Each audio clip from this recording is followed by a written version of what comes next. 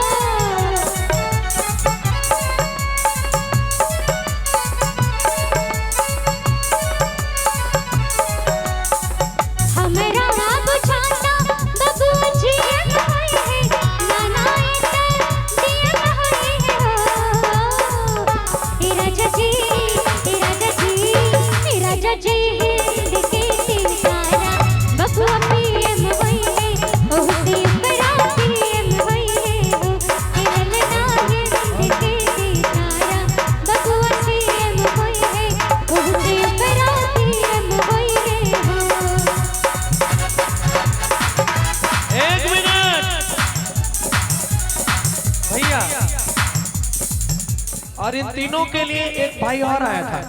चारों लोगों के लिए हम यही कहेंगे, मामा जी एक ओरिजिनल मामा जी तो इधर फंसे हैं, बॉडी बिल्डर मामा जी तो इधर है। अच्छा आइयो तखन से घसियाल छलिए लाज न लागे छले हैं मामा मामा तखन से हम चिकरै छिए।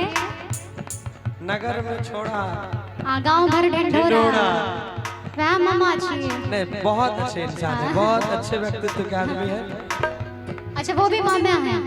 और इनके लिए तीनों के लिए मामा जी का सबका आशीर्वाद हम कह देंगे क्या कि अरे हमारा बुझाता कि बबुआ जी मोही है नाना तो डीएम होई है हो ना ए ला ला ना ए ला ला ना ए ला ला ना ही के सितारा बबुआ जी मोही